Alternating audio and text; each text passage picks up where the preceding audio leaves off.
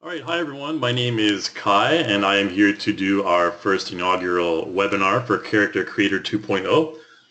In this webinar, we're going to be discussing mostly ways that you can optimize the visuals in the Character Creator. We're going to discuss a little bit about the Appearance Editor.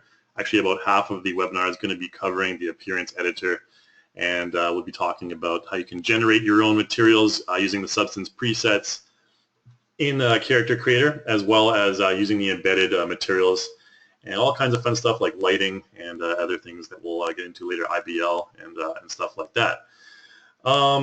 Just so you know, we have a questions section in the GoToWebinar panel there. If you have any questions, we're going to have a 10-15 minute Q&A session at the end of this webinar. We're going to try and keep it around an hour. So yeah, make sure you put your questions in that question section, and I'll get to those in the last 10-15 minutes of the webinar. And I'll be able to answer all those for you there. We're also going to be sending out a survey. If you like the webinar, fill out the survey and let us know what you'd like to see in the future, and we'll be giving you a $10 gift certificate for the content store if you fill out that survey for us. So it's well worth your time there. You can get all kinds of cool stuff there, including the Assassin's playset, which I'll be showing you in just a moment here. If you want to learn more about Character Creator 2.0 and the advances that it has over 1.0, you can check out our Reallusion blog. This is one section that you can get a kind of a good summary. Blog.reallusion.com is the URL there at the top. And you can just follow that blog, and you can see a lot of the stuff here. Probably the biggest deal is the physically based render, PBR shaders that we have in Character Creator 2.0, and with the soon-to-be launched iClone 7 as well. They go hand in hand, and that allows you to have a much more realistic material. You know, all the 3D tools are using it now. Things such as like Unreal or Unity or Max or Maya and all this stuff. Pretty much everyone uses PBR materials now. Has a number of different advantages over your traditional shaders. And you also have the option to convert non-PBR content here as well. So all of your previous stuff from iClone, you can convert it to non-PBR content. IBL, image-based lighting, we'll talk about that a little bit as well, and the Appearance Editor and Material Generator. And we're going to be using a couple of these Assassins from the Assassins pack. Okay, so you can check these out on your own time. If you want to get some more, you know, commercialized a look at Character Creator, what it can do, you can check out the URL up here. Let's go to Character Creator and the physically based rendering.html right here, and minimize my GoToWebinar panel there.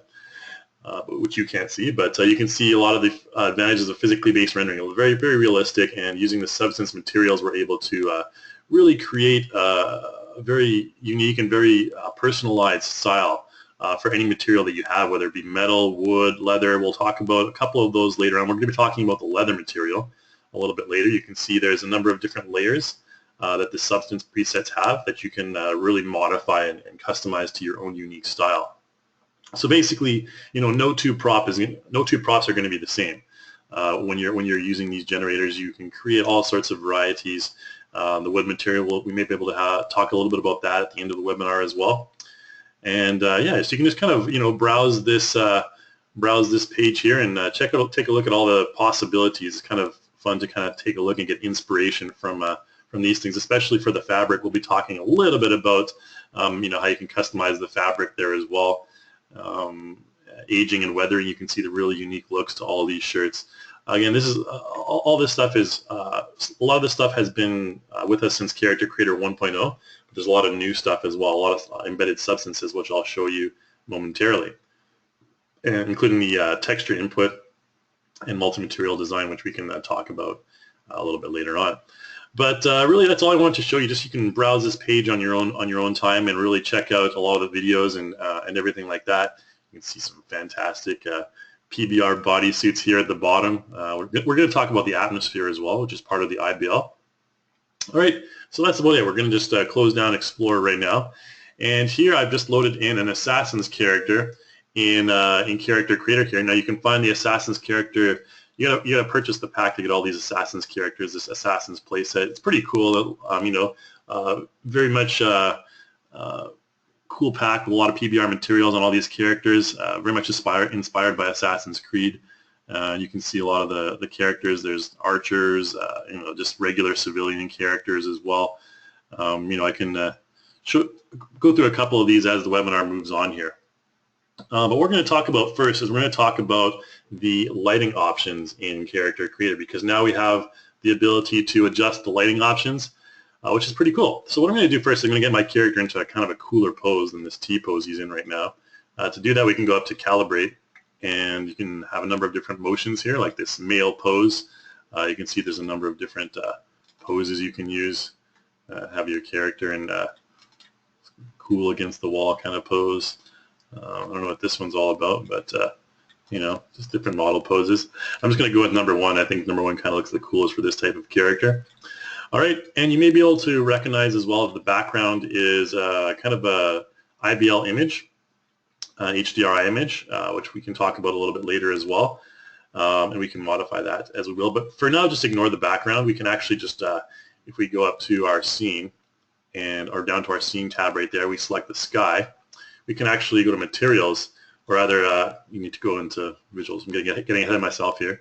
We can deactivate IBL, and if we deactivate IBL, go to the activate IBL rather, and deselect Sky Sync. Then we can actually take this diffuse map here down, and we can give ourselves a white background if we want, or just any sort of diffuse map we can load in there, which I'm going to talk about a little bit later. I'm kind of getting ahead of myself here.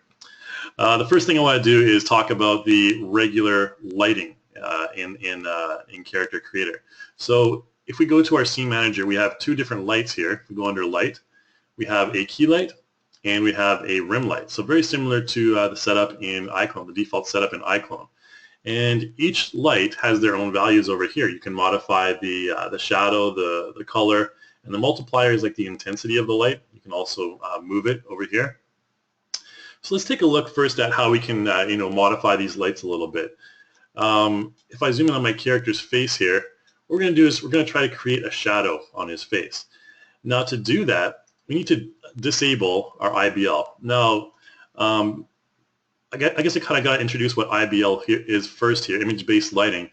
Image-based lighting basically takes an HDRI map image, and it kind of plasters it. If you can imagine, there's a big circle around this character right now. He's inside like a big sphere. And what the IBL image will do is that it'll paste the IBL image on the inside of that sphere. And it'll kind of produce an atmospheric light, like an environmental light, like basically, you know, just passive light shining on our character. So if I take the IBL here and I turn down the strength, notice that now we're only using the two lights in our scene, and we get a much stronger shadows. So, you know, IBL generally, just think of it as environmental light. If you're unfamiliar with IBL, it's just like an environmental atmospheric light. Ambient light is probably a good word for it as well. You can also deactivate it here as well if you want to totally deactivate it, which we will do right now. Okay, let's take a look at how to modify these lights, and then we'll get into more IBL in just a bit here. So I'm going to go to the scene, select my key light. Now you can use the / key here to bring up a gizmo, which will rotate your light. So if I hold down the / key, I can bring up this gizmo. I can move it around just like this. You can see we can create a pretty cool light on certain parts of our character, just like this. And now you may notice that this character, I'm going to turn off my morph gizmo here, so we don't have that yellow thing popping up. On the inside of my character's hood, there's actually some light, which, you know, shouldn't really be there. If we select our rim light, we use the / key, you can see the rim light is coming from this direction over here, according to the arrow there. So you're probably wondering why there's, you know, light coming through the hood onto the face. That's because we haven't activated shadows on the rim light. So what you can do is you can activate shadows from here, or you can just select it from here as well. And then you can see that we have only the nose kind of showing there. I'm going to produce sort of like show a little bit of his face there, just kind of look more mysterious. And the eyes, you can see the eyes because they have a reflection map. If you want to get rid of that reflection map, I'll show you a kind of cool thing we can do here. If we select our character and go to, select the character there, go to materials, we can go down here, all the way down here, and there's an eye material. And you can see there's a reflection map right here. The reflection map, if we turn down the strength, we also need to go up to the reflection map on the cornea and do the same thing. Turn down the strength there, and then you can see there's no reflection on the eyes, and it looks a lot more mysterious, a lot cooler. And to emphasize, to add on to that, when you have the cornea material selected, you can also, if you want to create like glowing eyes, for example, like a creepy glowing eye, you can just go here to, load in a glow map. I don't know if any of these textures here will work very well as a glow map, but maybe just try something blue here, like this, and you can see that you can see the iris there through the glow map. So what we can do is just take the diffuse map, which is this eye here. We can trash that, and there we get some like cool glowing eyes. So we're gonna kind of use this mysterious glowing eyes for this character because I think it looks kind of cool. And you can take the strength down on the glow and reduce the glow just like that as well. Okay, cool. Now we've got a glowing eye character. Let's take a look at how we can modify the lights a bit more. So with this light here, we can we can change the color if we want to, like change the multiplier.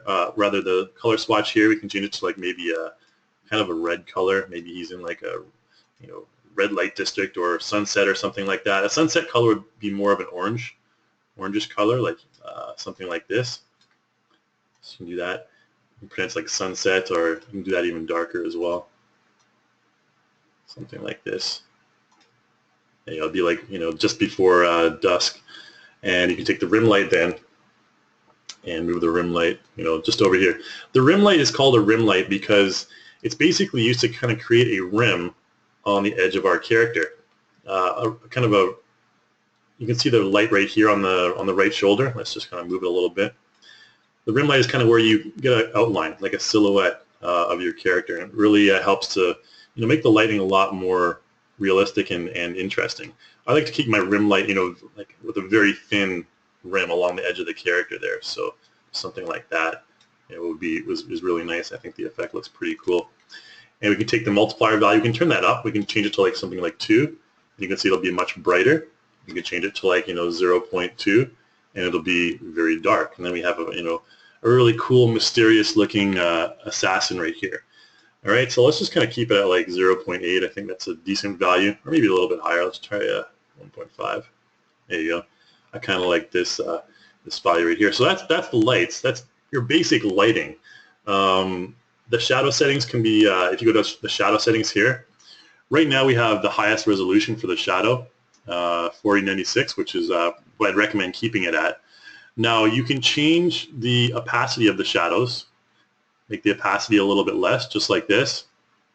But generally for a situation like this with a kind of mysterious assassin, I'd recommend keeping the opacity very high for a high contrast. The bias, I haven't experienced any problem with bias, but if we take this bias down to 0, for example, you'll see that the lighting will become a bit more accurate, and or the shadows rather will become a bit more accurate. What bias is used for, if there's like some kind of glitching somewhere on the character, the shadows are kind of glitching somewhere, you can add a little bit of bias to it. For example, iClone 6, we used to have like -10, and you can see there's a little bit of light appearing in certain areas that shouldn't be. So it's just used to fix things. But if you can't really see any issues on your character, you can just keep this this 0 bias right here. And there's also performance versus quality for your soft shadow. If I deselect soft shadow, you'll notice that the edges of the shadows get a lot more contrast, a lot sharper. Okay, so what I'd recommend you doing is, keeping on soft shadow at least a little bit. You can change the performance to a lower level if you want to save resources. Now, precursor here, character creator is pretty intense on your video card. I have an NVIDIA 960 GTX, so it's not the best card out there, but it's what I'd recommend at least to have this before you're messing around too much in character creator. Otherwise, you may get like slower performance. I forget what the newest cards are out there, 1080 something like that. But I'd recommend picking up one of those if you can, or even getting multiple cards. Anyway, so let's keep the high quality soft shadow on there. We can also go to ambient light here. Currently, our ambient light is just at color black. So we're just kind of creating an ambient light here. If we want to turn off the lights as well, we can just go here to activate. If we deactivate the key light, you can see we get a nice kind of, this looks even cooler, more mysterious. And we could even just, go to visuals here. Let's deselect sky syncing there, and let's select our sky. And we can change it to something like a black color here. If we go to materials, take down the self-illumination and get something even darker.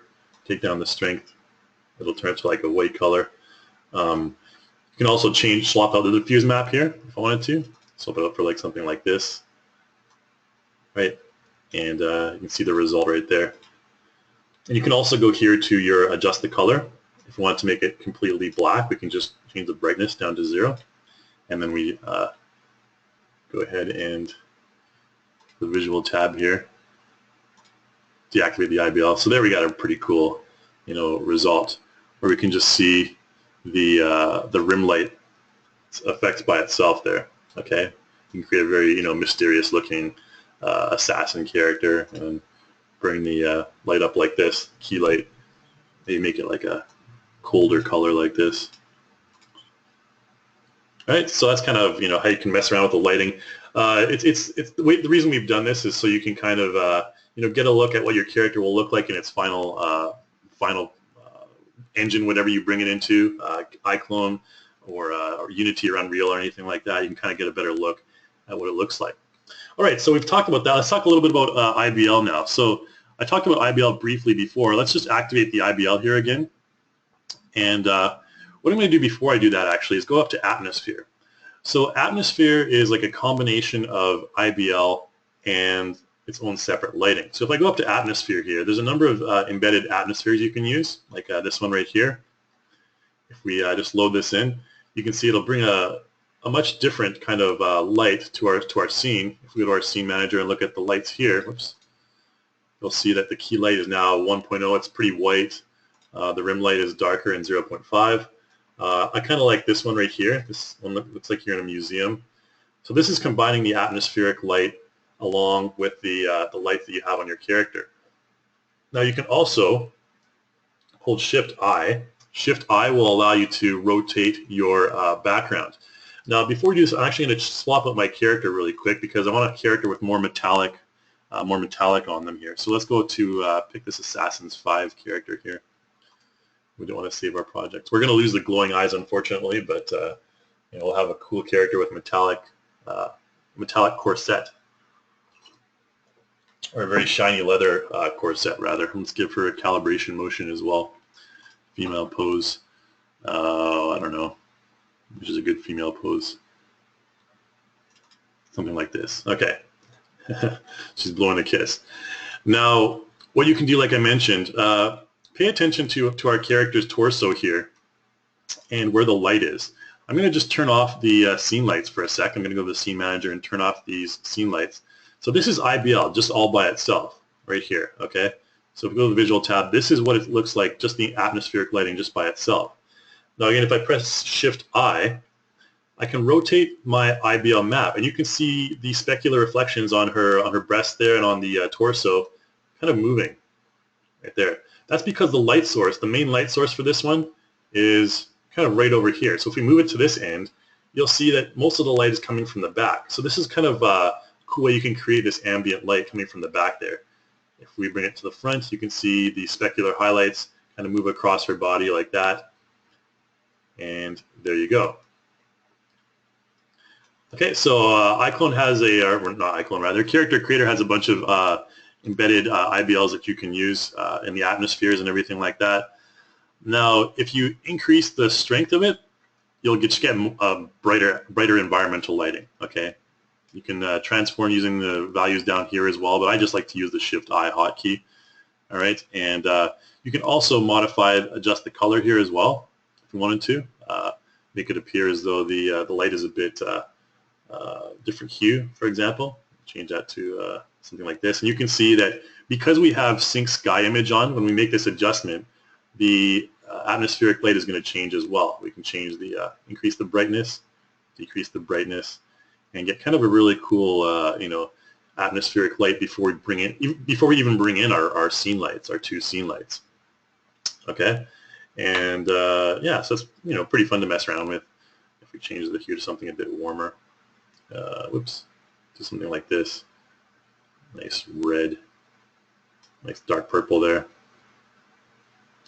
Okay, you can mess around with that, basically on your own time. You can mess around with all these values here.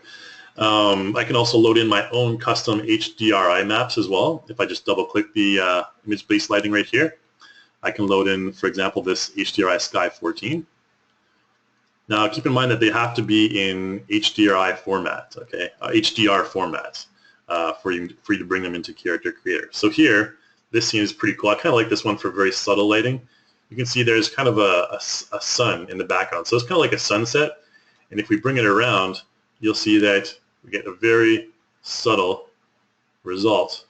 So right now it's right in front of her, basically. And if we increase the strength a little bit, get a bit more of a light. Right there, you can pump it up if you want. But I kind of recommend, this one for keeping a little bit lower. Now, if you want to create your own IBL, what you can do is you can just launch this map in Photoshop as well. So you can just go over here to launch, and that'll just load it up in Photoshop. And you can really just, once we get it in there, you can bring in your own, just create your own map. I'll create a really simple example here for you. If we just take, I don't know, let's just take a color, like a random color here. Take like a red, and just, draw a big rectangle here, and then choose a black, and cover up the rest here. Probably fill it in, just to change that to black here. There we go. Need to, okay. There we go. To do that one and create another one here. I did it the wrong direction, wrong way. Okay, there we go. And we'll create a new layer. And this one will be black. Okay. There we go. I'll just bring that layer below this layer. All right, so this is a very simple example here. And I'll just save this as a, has to be saved as a HDR image right here, you can see. Okay, so we'll just save that to our desktop. And we can close down Photoshop now. And just load that in from the desktop. And there you go. And so it's, very kind of strange red light coming from this one area of our IBL map. And if I hold Shift I again, you can see I can rotate it and create a red atmospheric light.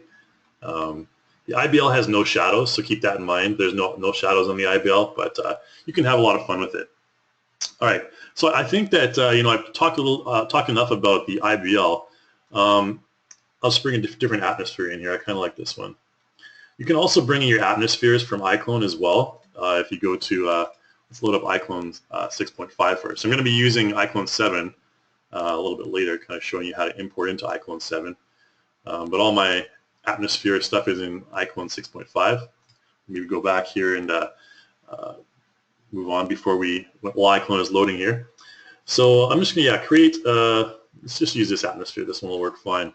So what we're going to do here is, the next thing we're going to talk about is the embedded substance materials. And we're going to talk about that on our character's chest right here, or on the corset that she's wearing. Okay? Actually, we're going to use a different character for this. There is a female character which has a very simple corset, Civilian 03. There we go. We can load a atmosphere project or atmosphere setting from iClone in here as well. If you go over here to, in 3D Scene, or in the Stage tab right here, under Atmosphere, you'll find a bunch of different atmosphere presets, like this horror preset. We can just basically just click and drag it into Character Creator, and you'll see it'll create, sort of a kind of a creepy ambiance right there. Let's just Control-Z undo that, and I'll bring in one more just to kind of show you. So these all contain, again, their own lighting, their own IBL backgrounds, everything like that. This Inferno one, if we go to this scene, you can see there's a number of different lights in this one. So there's a whole ton of different lights that are activated. There's point lights you can also activate as well, just like that. All right, and your IBL map. If we select Activate IBL, won't have much of an effect. So this is basically just bringing in the atmospheres from iClone. All right, so I'm just going to load in that same atmosphere here. This one right here. and we're going to talk about modifying this character's corset. Let's give her kind of a sexy pose here first. All right. So finally, we're going to talk about the materials. And so I'm going to select my character. And with the character selected, you can also right-click on your character and select, the character or the corset. If your character has layers on, you can right-click and select it from there as well. So we're just going to select this corset. And we're going to go to the appearance editor here, and we're going to activate it. Okay, you can see it has a PBR cloth already loaded on. I'll show you in just a moment here how to convert a non-PBR to a PBR asset as well. Very simple, just basically a single click.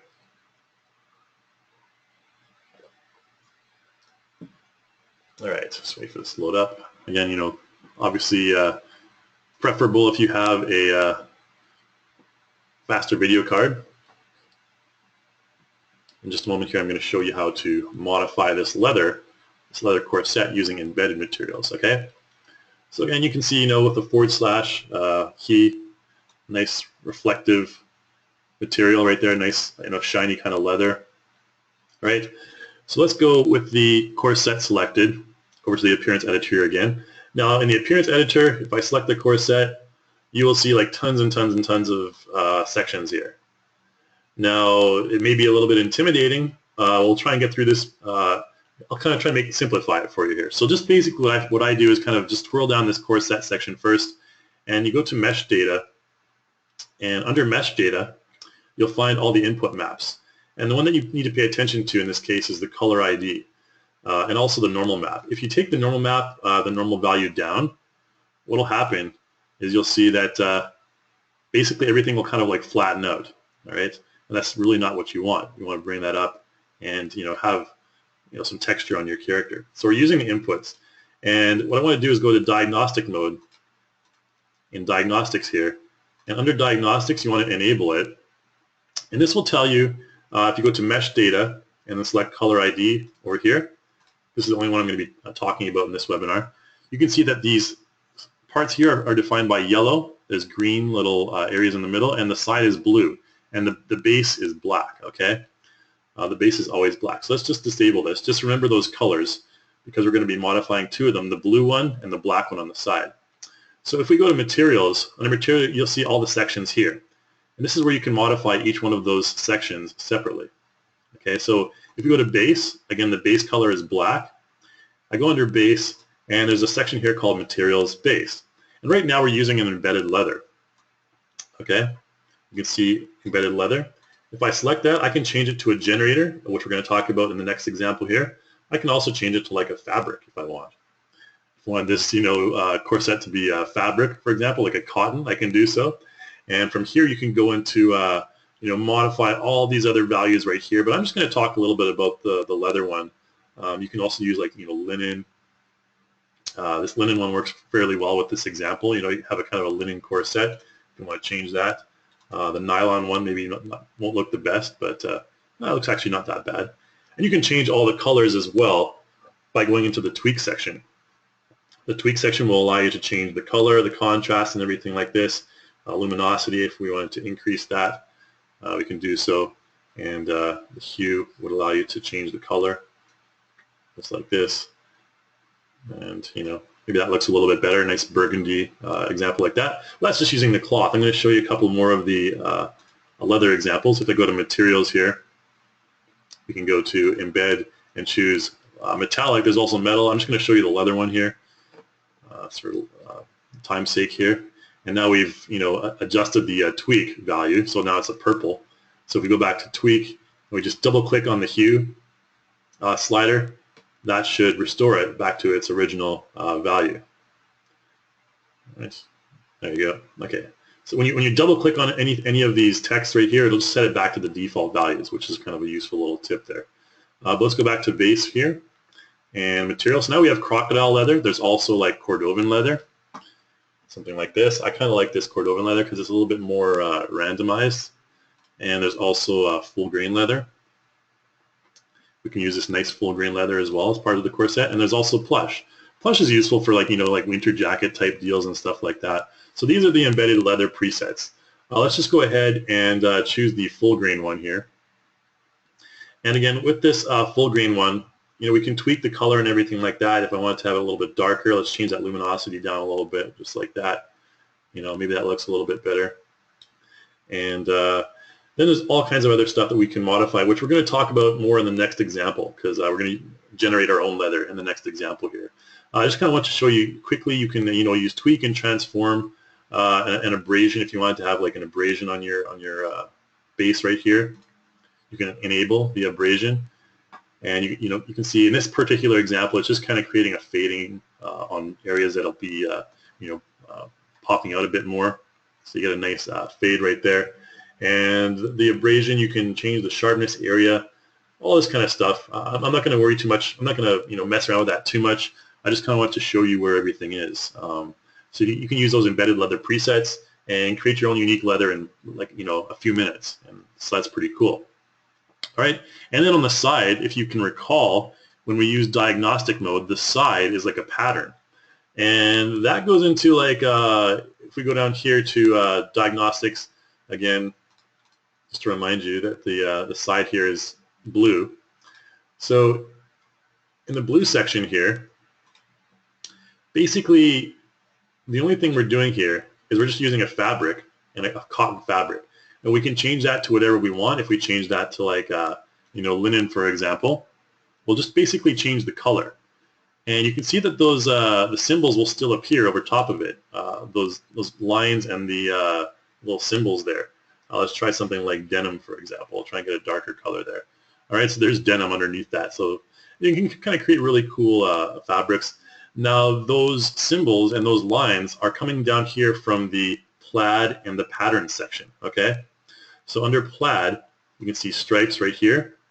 If we twirl that open, you can see stripe A and stripe B.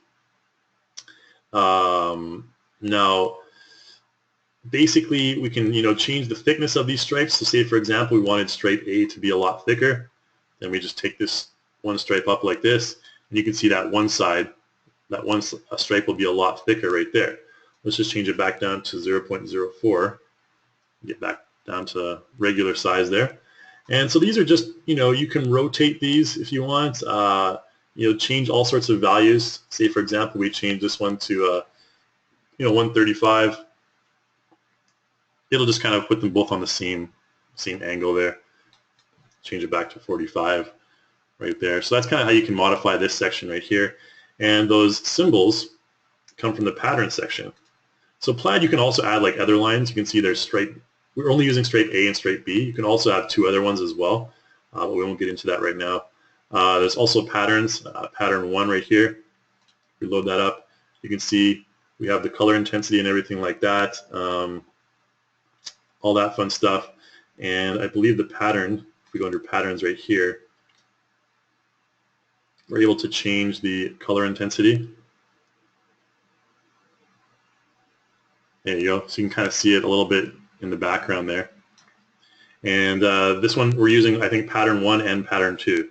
So that's kind of an example of how you can use that. If we go back to the base here, materials blue, there's a lot of different stuff that you can mess around with in here as well. Again, just tons and tons and tons of stuff. The patterns can be found, the general patterns can be found under here and under patterns. So if you twirl up blue and you go down here to patterns, you can see the examples here. So currently we have the fleur de lis, which is the like a French kind of flower, and you can change that to like a endless knot, for example.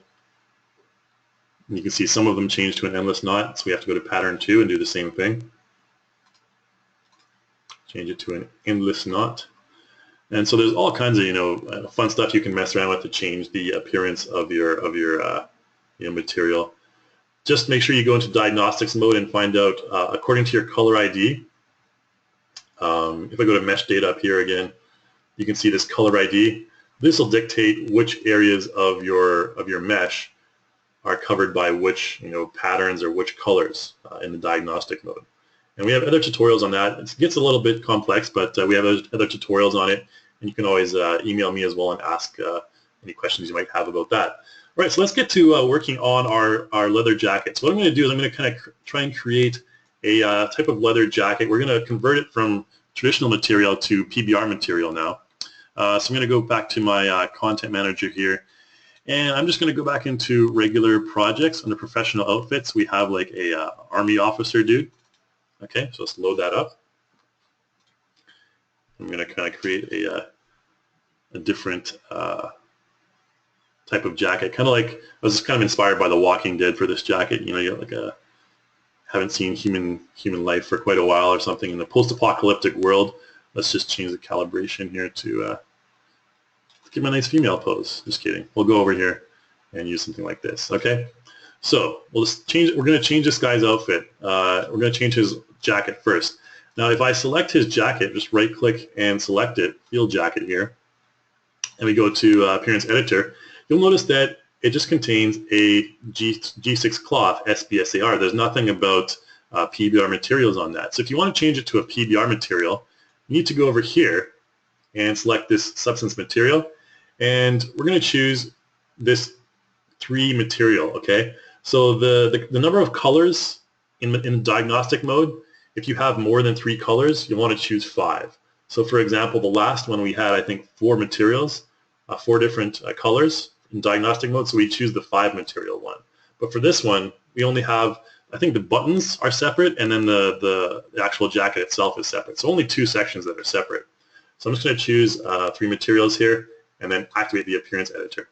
And what that's done is that's now converted this jacket, it's in the process of converting it rather, into a PBR substance, which is pretty cool. So now we're able to use, you know, not really that important for cloth, like dull cloth material, but for stuff where you have like metallic surfaces and you know, wooden surfaces and stuff, which we'll talk about in a moment here, it's, you know, very, very important to have PBR materials. Let's change this calibration mode here real quick. Something like this will be good, or maybe just a walking pose. There we go. This is like kind of in the army there. There's a little bit of mesh breakage on the previous one by the collar there, so I just wanted to change that. Okay, so now we've loaded in the Appearance Editor on our field jacket. We can go up here and see the field jacket. You can see all the materials down here on the field jacket. Again, don't be intimidated, but the first thing you want to do generally is at least put your output size to 1024 by 1024, not 2048 by 2048 may have some lag, so I'd recommend 1024. This is the general setting, so you can kind of see your results, and I'll show you what that, you know, how that makes a difference later on when we're finished our field jacket here. So let's go into the field jacket, and under mesh data, again, we're going to use inputs. It's important you select use inputs because we have that same color ID right here. If you don't use the use inputs there, then your entire jacket is going to be one entire big fat piece of leather. Okay, so you're not going to have the buttons separate from the jacket itself. All right, so let's go and select diagnostics and see what we have, see what we're working with here. If we enable it, go to mesh data and go to color ID. We have black and we have red. So all the metallic stuff is red. So we're going to have metallic on the red section here, and the base black we're going to use leather. All right, so let's disable diagnostic mode. Go to our materials, and under materials you can see we have base red, and we're not using the green one, so we don't need to worry about it. But the base one is where we're going to use our leather generator. So we're going to open the base, and under generator we have a leather generator and a wood generator. So I'm going to go to leather generator here, and we have different types of leather that we can use. Oh, we also need to go first to materials and base, and we change our material type to generator leather wood. All right, and there you can see we have the leather jacket just like that. All right, and it's kind of poking through his leg there a little bit, but we'll just ignore that for now. Let's try and find a good calibration motion where we don't have any of that stuff happening. There we go. Not really Walking Dead look, but yeah, so these calibration motions are kind of often used by other types of, let's just use this one. Okay, this one works fine. All right. Actually, I like this one here. All right, we'll use this one for now. All right. Sorry to be so picky about the pose there, but I kind of don't like the breakage in the mesh. I mean, you can always import in your own motions as well. This guy's a little bit too strong around the shoulder area, so you get a little bit of mesh breakage there. Anyways, field jacket. We'll go back to the materials here, the leather generator. So under the generator section here, you have a number of different subsections. You can change the leather type from cow leather to snake leather. So just like the embeds you saw before, these are kind of simple presets you can use. And there's also crocodile leather. So this one, looks like a fancy Hugo Boss type leather jacket or something like that. There's ostrich leather, which is, dimpled kind of leather. This one's kind of cool. And there's rawhide as well, which is, very raw type of leather. We're going to go ahead and use just the regular cow leather right here. Okay, so very, simple traditional leather jacket. You can change the pattern, varnish, and texture. I don't really mess around with this too much. You can kind of see what that does on your own time, since we're kind of running short on time here. And what I like to do is go to the leather variation. There's a number of, for example, the amount. You can change the amount to like 1, for example. And you can see this will keep some areas darker and make some other areas a little bit lighter.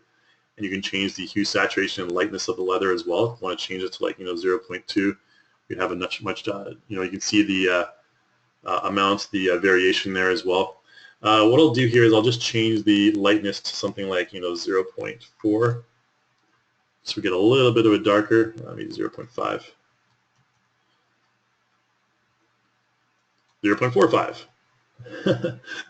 There we go. Okay, so we get a little bit of variation there in the leather. It doesn't look so uniform, which is the way you want to, for a very old, very used leather jacket, you want to do something like that. This is a way that you can really, if we change this to like 0.5 maybe, for example, you can see this is a way you can really kind of create sort of a more interesting leather, more randomized. You can also put like mold on your jacket if you want as well, or dark stains using this variation. Now there's also scratches. The warps are the biggest ones here. So you can see warp. If I change my warp value to 0, you'll see that most of the warps on our leather there will be gone. And if we change the wrinkles to 0, change the intensity on the wrinkles to 0, notice that pretty much all those wrinkles are gone, and it looks a lot more uniform. So I really like to have, especially for an older jacket, I like to have the intensity. Maybe something like this is okay, and you can also change the amount. We change the amount to 0. You can see that they'll totally disappear. You can change it to maybe something like 100, and we get a few wrinkles in this jacket, so not too many. If we change it to something like 500, you'll see it'll be very, very wrinkled. Okay, so the wrinkles are longer, and if we change the scale, let's go back to like maybe 250, which was what I was at to default. The scale, if we change the scale to like 0.2, those wrinkles will be a lot shorter and a lot less noticeable. So in this case, barely even noticeable. We'll keep it at 0.5. You can see we have very, very subtle wrinkles with 0.5. Maybe I like 1 for an older jacket, or let's go 0.8. All right, to me those values. Okay, so then there's also the warp. Not too much of value in the warp for this particular cow leather. Different types of clothing, different items of clothing will have different benefits from the warp, but generally what it does is kind of just warps your leather in different ways, conforming to your character's body shape, just to kind of give it a more aged kind of look. There's also scratches, which are like a better, smaller version of the wrinkles. So if we change the scratch values to like 500, for example, you'll see, to zoom in for this one here. Let's just pop it up to like maybe 1,000, the highest value, to kind of get an example there. So it just kind of creates really high amounts of scratches. You can't really see them that well. If we increase the intensity, you'll be able to see them a bit more. So, get a really kind of weird looking leather jacket like that. I don't tend to use scratches too much so far. I mean, I've only been using this program myself for a couple months, so, take that as you will. But maybe different people have their own different styles. All right, so, these are the main ones in the generator section. Aside from the generator, you also have these ones here, paint, peel, rust, edge wear, gashes, which I like to use more than the leather generator ones, to be honest. So the first one I like to use for this particular scenario here is edge wear. Okay, so I'm going to go to edge wear and twirl that down and enable the edge wear. This is one that I kind of like to use. So you can see the default color there is black. So if we didn't want to have, say for example, didn't want to have black underneath for the edgeware, we could change that color by going to Material under Edgeware and just changing that color to something like I don't know, like a light brown, like this one. Maybe bring it up a little bit, like that, and you'll see a much different look right there. It's way too saturated for my taste, so let's take the color down, saturation down to like maybe 100, and we should get something a little bit better like that. Okay, so like that by itself, to be honest, the edgeware by itself for me like does a huge amount for making the jacket look a lot more worn and older. And you can also change the amount of edgeware as well. I tend to use a smaller thickness value, so like 0.1 for example in the thickness, and that'll just kind of decrease the amount of thickness there. You can increase the spread to like 0.5, and it'll just spread out a bit more. It'll become less intense. Okay. The thickness and the spread kind of work in tandem with each other, and you can change the noise type from scratches to blotches to powder, like this. If we change it to powder, you can see it's more of a powdered wear. I like to use the scratches one for leather here. Okay, and I'm going to just take that spread down a tiny little bit here, so 0.3. There you go. I kind of like that look right there. It looks like a very aged jacket. And then there's also gashes here as well. So in gashes, you can kind of create like some zombie claws or something like that, some zombie claw marks. So if I go enable here, and we go to the pattern here, you'll see that right now it kind of looks like a cougar scratched him or something like that. We can change the pattern from claw marks to like scratches here and get a result, like very, very subtle result. The scrapes are a bit deeper. And again, you can change the intensity and everything, the size variation and everything here of the scrapes. I kind of like the scrapes, to be honest, or the cuts. The cuts aren't bad either. A lot less noticeable, but I kind of like the scrapes, to be honest. A bit more noticeable, and it looks like he's kind of been through a zombie apocalypse more here.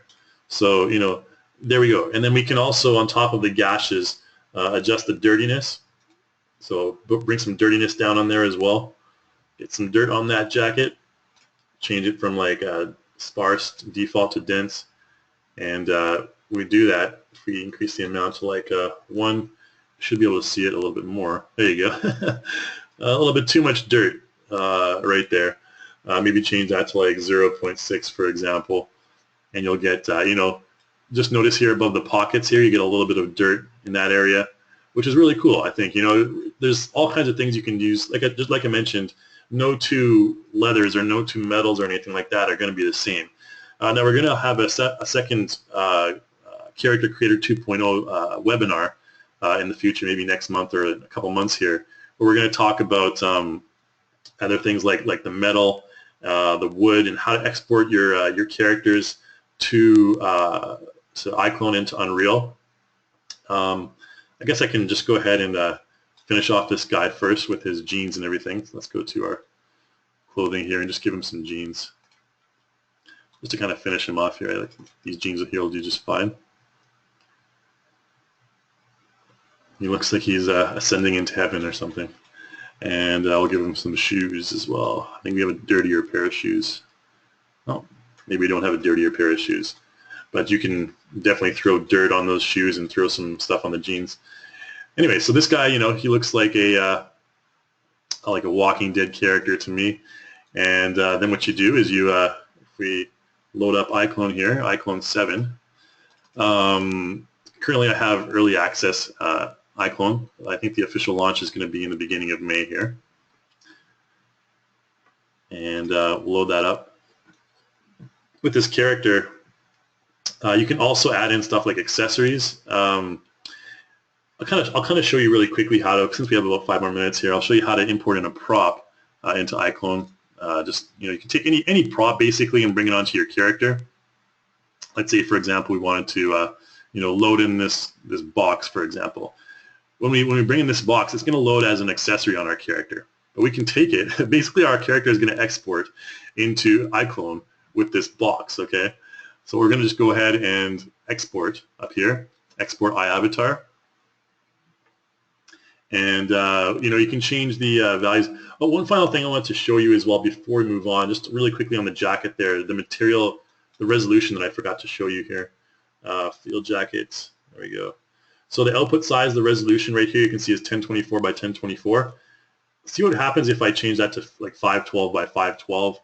It'll look like really, pretty crappy, to be honest, like not nearly as good as it was.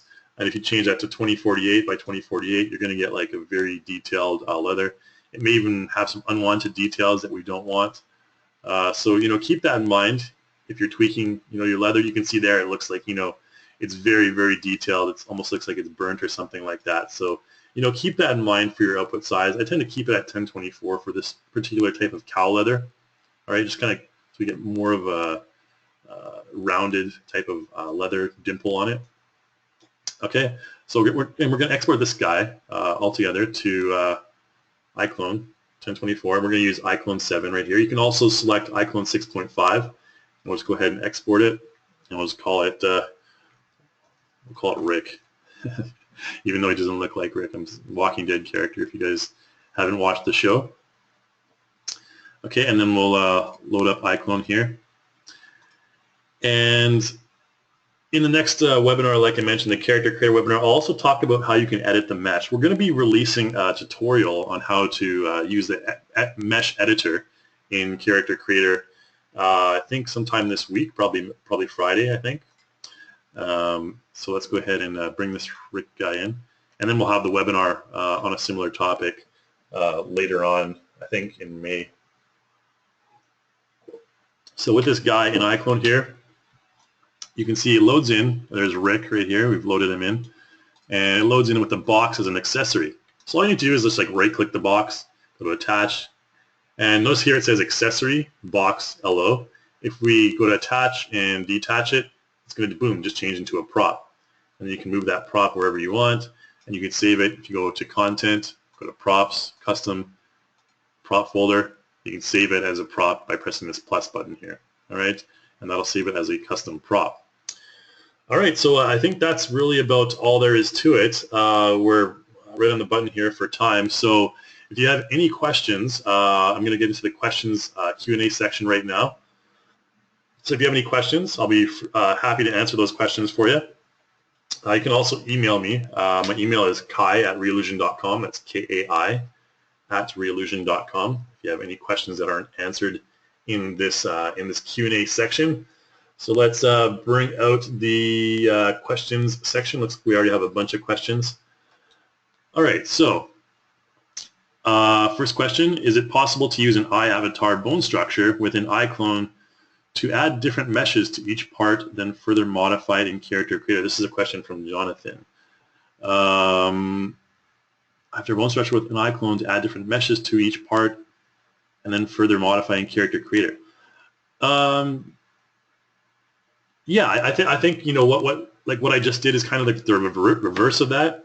So Jonathan's asking, can I take meshes into Character Creator from iClone and modify them? Yeah, definitely. All you have to do is like attach them as an accessory. This is kind of a workaround right now. We'll probably have an official way to do it in the future, but the workaround obviously is take your iAvatar character, attach a prop to it. This one, for example, if we took this, say for example we wanted to modify this ball in Character Creator. Well, all you need to do is right-click the ball, attach to our character. Boom, it's an accessory. You can see accessory over there. And then what we would do is we would load up, save out this iAvatar. We would go to Actor, Custom, and Avatar. We would save him as a custom actor, and then we would load him into Character Creator. I'm not sure like how fast that would be, but that's basically what you do. Test, and then in Character Creator we would well, you can actually just click and drag him from iClone 7 to Character Creator here. There you go, and just like load the project, replace the costume or whatever, and then you can modify that mesh. I kind of want to keep this right here, so I'll show you. Say for example, this cube, this crate here, was the sphere that I just imported in. If you want to edit the mesh on the sphere, you can go up here to Edit Mesh, and then you can kind of mold and sculpt your own. Again, this gets into the topic we're we're going to cover in the next webinar here. But oh, you can see that, yeah, it's a very basic shape. So any modification here would be like very strange because it's a very, very simple mesh. This is where you would modify and maybe make a sauna out of this. I don't know. Something like that. Okay, anyways, that's what you would do. And if you wanted to delete this crate, which I do, I'm going to select it and delete it. You get that command. Delete. Oh, we need to get out of edit mesh mode there. Before you delete an object, you have to get out of edit mesh mode. That's taking a while there. All right. Delete. You will no longer be encased by the crazy looking box there. All right, so hopefully that answers your question, Jonathan. You can take any mesh into Character Creator now and modify it. That was kind of a bad example because the geometry was way too simple, but you can take something like much more complex into Character Creator and modify the mesh that way as well. All right, so kind of like a little bit of a modeling tool. All right, so next question also from Jonathan. Is there a way page to show how to import accessories into Character Creator from iClone? Hopefully I just showed that to you. It's a very simple process. You have to attach them to characters. That's the workaround way we have it right now. We don't have a white paper for it yet, but we will in the future. Okay, so Jeffrey asks, is the reason to have lighting built into the character because it maintains those lighting regardless of the environment? Good question, Jeffrey. Yes, in a way that's exactly why we have the lighting in Character Creator now, because if you've ever seen even like a Disney movie or a Pixar movie or something like that, 3D animated movie, if you see it without proper lighting, it looks like pretty bad. It just looks like basic shapes. So lighting actually is of huge importance when you are showing your final product. And the materials obviously as well. The material maps that you put on, like the PBR maps, will be much more detailed than your regular traditional legacy texture maps. Lighting is the reason we did that in Character Creator is because people want to see what their character is going to look like in Unreal or something like that.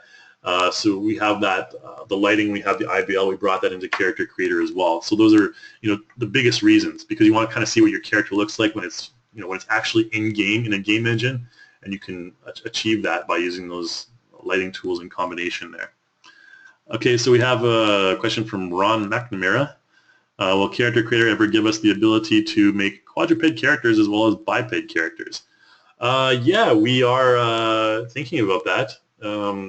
It's not in the immediate future, but quadruped characters are definitely something that we're looking to, excuse me, looking to get in the mix before before sometime during iClone 7's product run.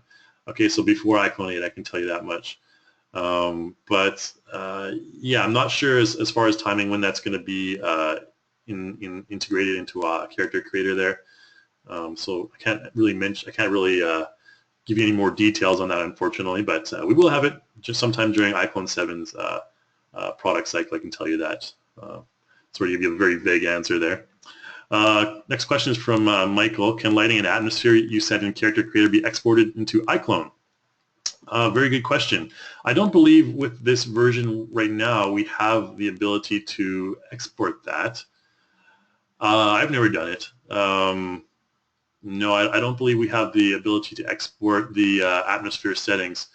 But it's really easy to reproduce in iClone. Just load in the same IBL map in iClone 7, and then you can use the same lighting parameters with the two lights, the two default lights that come in iClone 7 as well. Yeah, so hopefully that's a good point. Like in the future, I think we should be able to just automatically click and drag or export a atmosphere preset from iClone into, or Character Creator rather, into iClone. But for now, we can only do it from iClone to Character Creator, not vice versa. All right, so hopefully that answers your question there, Michael. We can only do it one way at this moment, but that'll probably be a feature in the future that we can integrate into the new version of our Character Creator. All right, so Kyle asks, I'm using iClone for a Microsoft HoloLens mixed reality project. The polygon count is high for what is effectively a mixed reality mobile phone spec device. Are there plans for LOD or polygon decimation for iClone 7? I have heard talk of this. what Kyle is mentioning is, if you bring some characters into other engines or something like that, generally you want to keep them as low polygon as possible to save system resources, because high polygon characters require, like Dad's characters, for example, require huge amounts of resources. That's why they're not suitable for real-time environments. But as far as polygon decimation goes, I have heard talk of it, but at this moment I feel kind of like bad being big to you guys, but I have heard talk of it, and I think that we will try to integrate at least a version of that sometime in iClone 7's product cycle. Again, we haven't even launched iClone 7, so I can't really be talking about iClone 7.3, 7.4, for example, but I can tell you I have heard talk about that. A lot of talk goes around whether or not we integrate it. Actually, in the end, it really depends on a lot of things. So a lot of moving parts there. So sorry to be so vague about that as well. Question from Subdiacon. In which applications can you use PBR characters? Well, basically, almost every CG tool right now supports PBR, physically based rendering. It's much more realistic. Myself, I'm more of a game engine guy, so I use Unreal and Unity. I don't really use too much of Maya or any of the other, maybe a little bit of Cinema 4D, but basically everyone's on the PBR train now, so you can feel comfortable, using PBR materials and other software as well. All right, so Les says that I found leather looks a lot like lizard skin more than cow leather. How can you create a more natural look? Les, unfortunately, the downside of demoing the leather in Character Creator is it's very time consuming. Every modification I make takes about 3-4 seconds to modify. So there's a lot of tweaks that you can use, a lot of values that you can use to modify that. If you want it to look a lot smoother, this one here I'm using is generated leather. So this is a generated leather. You can also use the embed leather as well, the smoother one, to create a much more smoother leather. If it looks too much like lizard skin, too bumpy for you there. Yeah, I think there's different types of leather jackets, and there's a whole world to explore when it comes to the leather generator. Again, I've only had a few months to kind of mess around with it myself, and a lot of that's been spent on other things as well. So I'd recommend checking out the embed, like maybe the Cordovan leather. If you want it to look a lot smoother, the Cordovan or the fine grain leather are very good examples of how you can make it smoother. Okay, so another question from Subdiakon. What is the advantage of PBR? PBR is basically, like I mentioned earlier, much better for metallic or shiny surfaces because it creates much more interesting light refraction or specular reflection from your character's material. It's really good for leather, like any sort of shiny leather. I really think it's much better for that. Just Google physically based rendering, and you can learn all about it. There's all kinds of technical stuff that I don't really get into that much, but all I know is for certain things like the PBR materials will have roughness and metallic sliders, okay? Or not roughness, rather. Yeah, roughness and metallic. Whereas in iClone previously, we have specular and what was the other one? Glossiness, okay? So specular and glossiness before. So you can see there's specular here and reflection. That's for the skin body for this character. Select the field jacket here.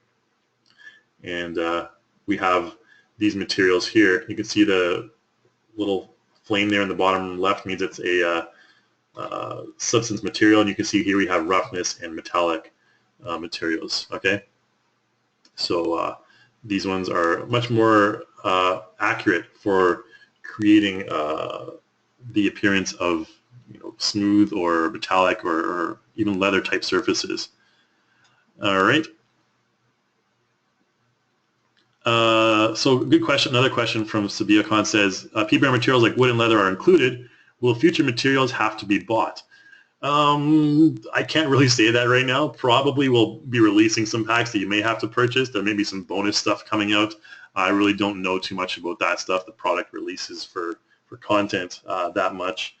Yeah, I mean, you'll be able to import in your own substance materials as well, so maybe you can even create your own and sell them in the marketplace. I'm not sure if we have the mechanism for that yet, but that's certainly an interesting proposition.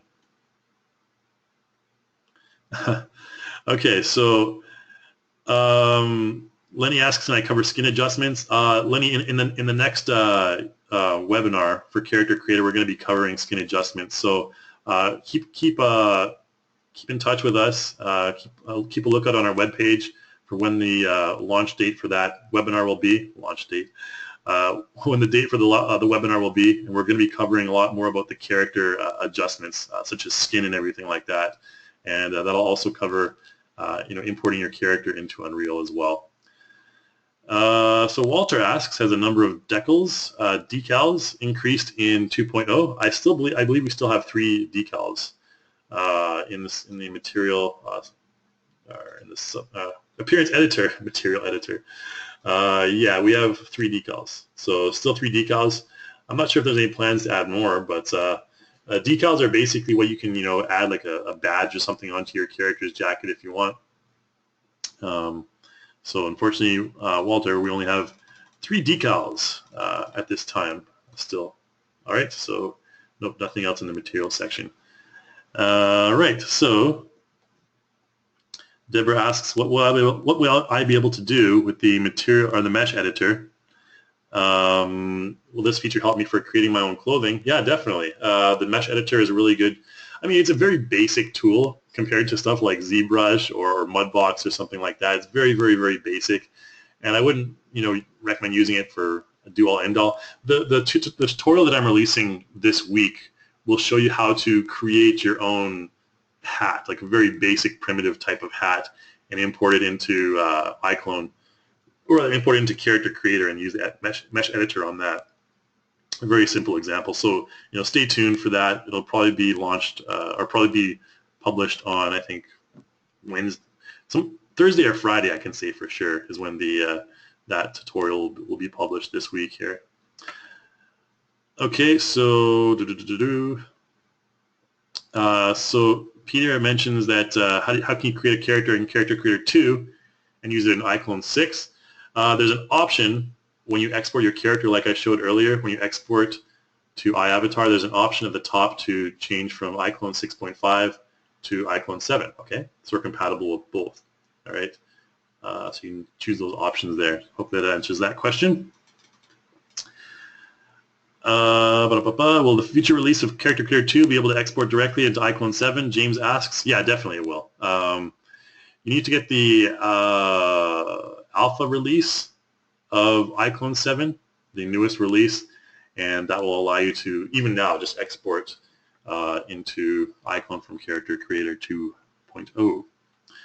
All right, so Jonathan asks, will this tutorial be available as a video?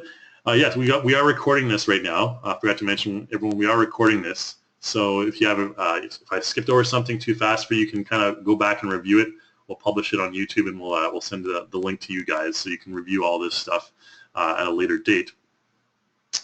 Will Character Creator ever get a screenshot tool? Oh, I'm not sure. I'm not certain about a screenshot right now. I don't think there's an option for that, actually. It seems like there should be, but yeah, what I use is just a screenshot tool right here. It's called Snipping Tool on the bottom. I just use this all the time. I know what you're talking about, just like a one frame export, a quick frame export. But unfortunately, I don't believe we have that in Character Creator 2 2.0. But the Snipping Tool is awesome if everyone needs a screen capture tool. Okay. Will the future 3D Exchange allow characters to be exported to Character Creator? Yes, we're working on the next version of 3D Exchange right now, and should be released before the end of this year. I can't really exactly say when, again, but kind of forgot, to be honest. But it'll be before the end of this year for sure. It's on this year's schedule. So Frederick asks, is this a substitute for owning Substance Designer? Does it work with Substance Designer? Yes, it's not a substitute, definitely, for Substance Designer. I mean, Substance Designer is an awesome program. You can create your own substances and bring them in to Character Creator. So, I mean, basically all these presets that I showed you, they are substance presets. They are just presets that have been imported in, created by us for you guys to use. The leather and everything like that, all these little things, they're all just parts of a substance material. All right. Jason asks, can geometry be subdivided? Currently, there's no option for that. But I think I mentioned earlier about the decimation and everything like that. That is something that we are possibly looking into, but that's kind of a big task. So it'll be for definitely a future version of Character Creator, maybe 2.3. I don't know. Okay, so Sabine asks, is it possible to import older characters like G5 characters into Character Creator? Unfortunately, right now it's not possible to import those G5 characters into CC. However, we are working on ways to import in your own geometry, your own custom geometry into Character Creator, and G5 would be part of that. Along with that would be, Unreal rigs or basically any kind of rigs we'll be able to import into Character Creator. We're working really hard to make it as compatible as possible with all the other tools. So it's just a matter of time, to be honest. But that is something that we have as a goal for the future. Will I be able to create hair in Character Creator? Walter asks. Yep, you'll be able to create hair for sure.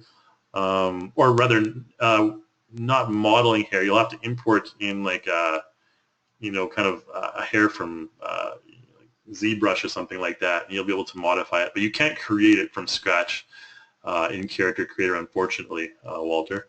That's for a modeling tool. Hair is pretty complex, so that'll be in the future sometime, hopefully, though. Mark Andre asks, will the substance be available when exporting your character to Unity? Yep. Basically, all the substance materials will be included, I do believe, when you export to FBX format.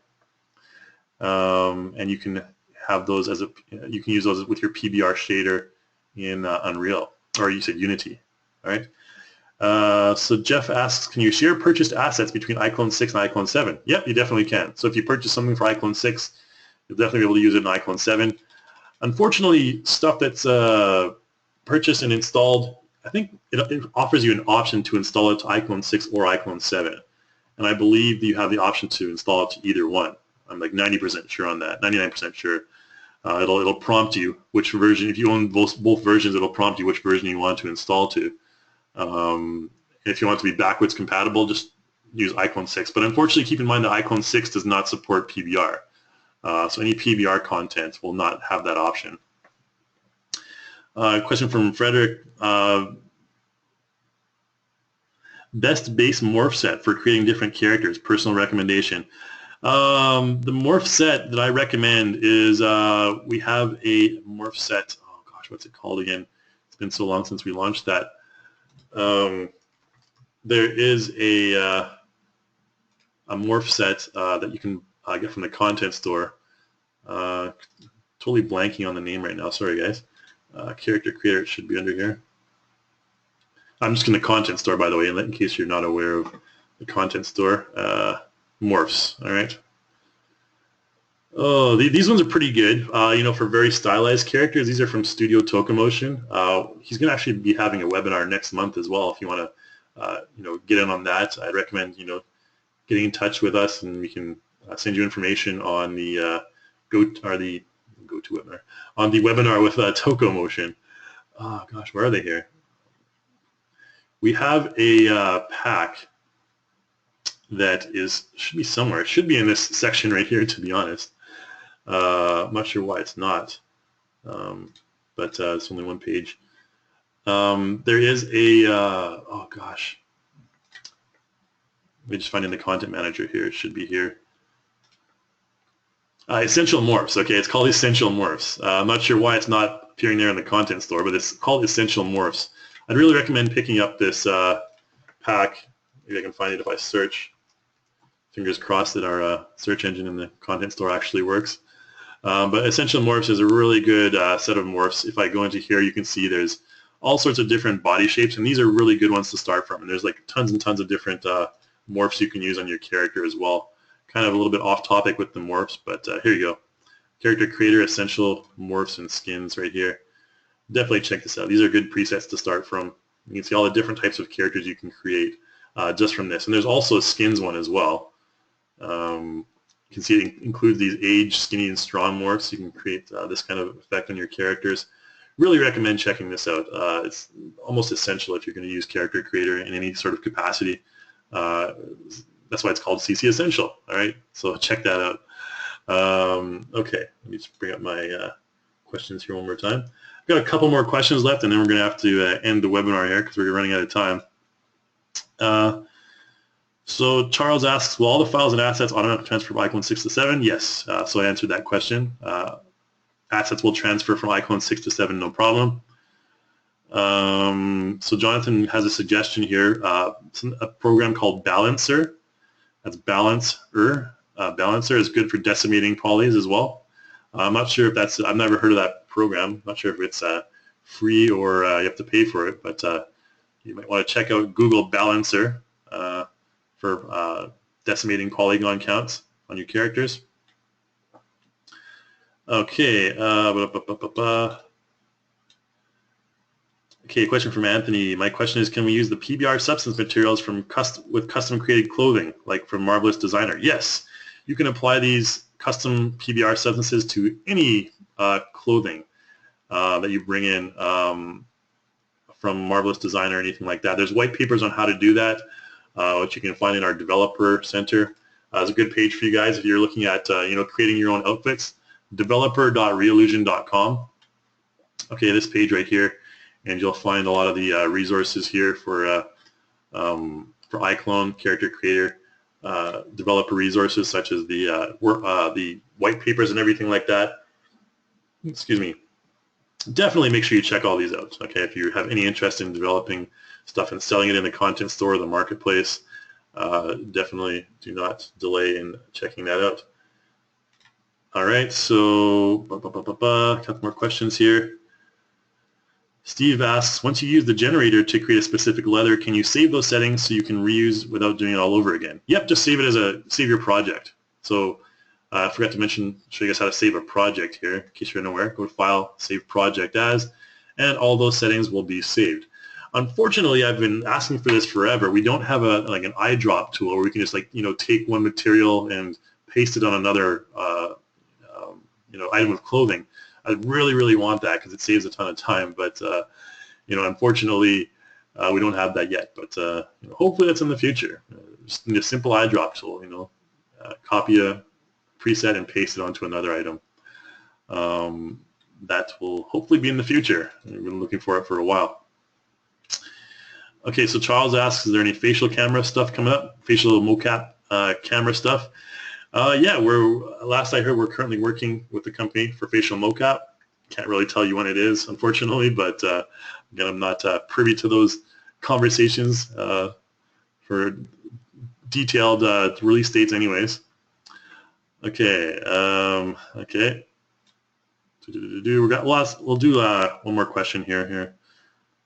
Just find. Oh, Jonathan asked an interesting question. Will the professional outfits package, which was one for iClone 6, be upgraded with PBR for iClone 7? That's a good question, and I'm not sure. You may want to email me later, kai@reallusion.com. I'll have to ask some people, the product managers and stuff like that, about that. But like I mentioned, or like I just showed you here, you can actually just take that essential pack, the professional outfits pack rather, and you can convert it to a PBR item, just like I did, showing you how to select that PBR material in the appearance editor before I loaded it up. But I'm not sure if there's an official release for that. That's an interesting question, and I'd like to know the answer to that myself. Okay. And one final question. Rodrigo, will there ever be female and male base meshes, but for kids? Yeah, we're always working on new stuff. We have kid meshes, like I showed you earlier in the content store. There's stuff like these meshes right here from Tokamotion. There's like pigs, mice, cats. There's also kids somewhere here.